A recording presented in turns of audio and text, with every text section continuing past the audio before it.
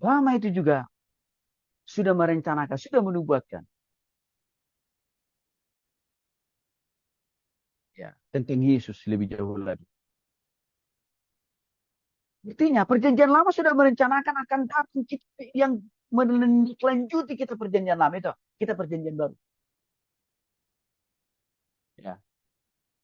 Artinya apa sih? Awalnya Tuhan sudah mendesain perkataannya, firmannya, kitabnya itu akan dibagi dua.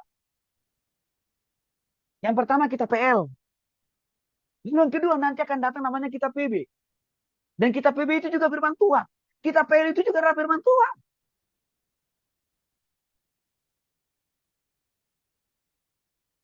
Kita lihat pembuktian bahwa kitab PL sudah merencanakan bahwa akan ada kitab kedua daripada firman Tuhan yang Tuhan berikan kepada kita. Itu kitab PB.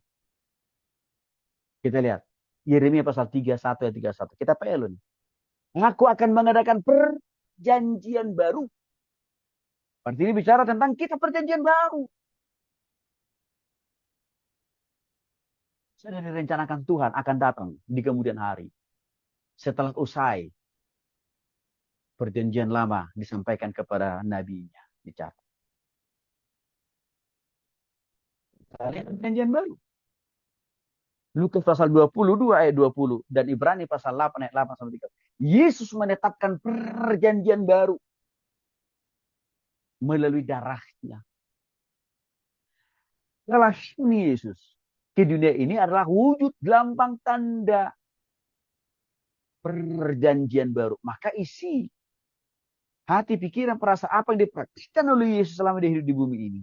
Tidak lain, tidak bukan juga bicara tentang penjabaran dari isi kitab perjanjian lama dan juga memperjelas lebih tegas lagi isi dari kitab perjanjian baru dalam kehidupannya sehari-hari. Sehingga sudah kitab PL sudah dinubuatkan akan datang.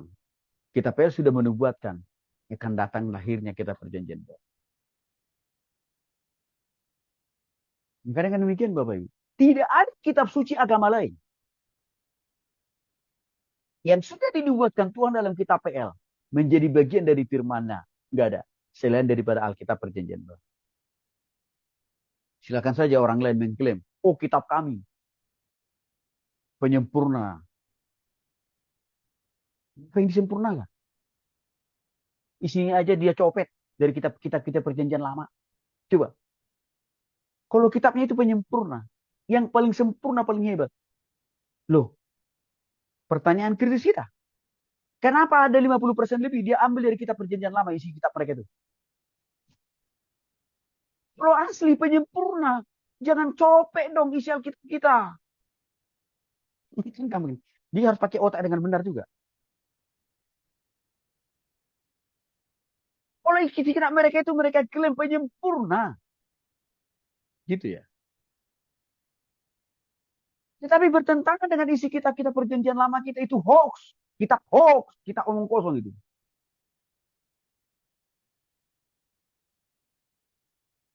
Kalau kita mereka itu kita penyempurna. Harusnya kita mereka juga bicara tentang Yesus kok.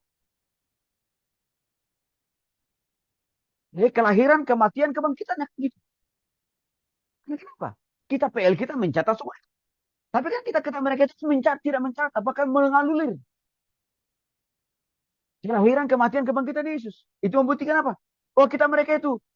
Kita tolak. Tuhan tolak. Alkitab PL kita menolak. Alkitab PB kita menolak. Kita mereka itu kita apa? Firman Tuhan.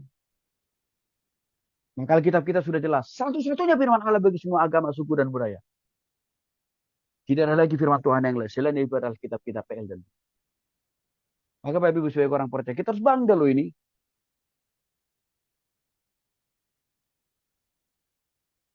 Dan itu kok kebanggaan kita. Kita baca, kita renungkan, kita lakukan.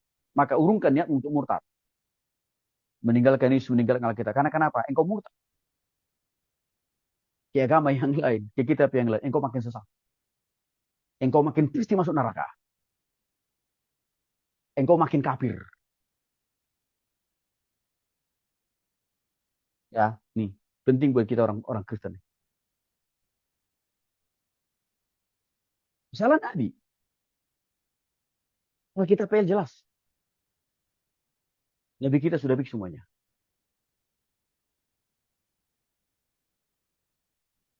Misalnya Tuhan. Kita PL sudah menjelaskan Tuhan kita itu sudah jelas sempurna. Dia nama Bapa, Putra, dan Kudus. Maka Alkitab kita menolak ada Tuhan-Tuhan yang lain. Termasuk menuhankan batu. Menuhankan bulan dan bintang. Kita tolak. Karena itu tidak pernah dicatat dalam kitab PL kita. Dan juga dalam kitab PB. Jadi kalau ada orang mengagungkan, meninggikan manusia biasa jadi rasulnya, nabi-nabinya. Alkitab kitab PL tidak pernah menyinggung nama nabi itu. Tidak pernah mencatat nama rasul itu. Sekalipun diagungkan, ditinggikan dalam keyakinan yang lain. Maka termasuk ajaran daripada nabi dan rasul itu. Tidak mutu, tidak kualitas. Bisa dikatakan, bukan firman Tuhan. Berita hoax. Bagi kita sudah fix, sudah finish. Alkitab PL dan BB, firman Tuhan. Karena di dalamnya bicara tentang Tuhan.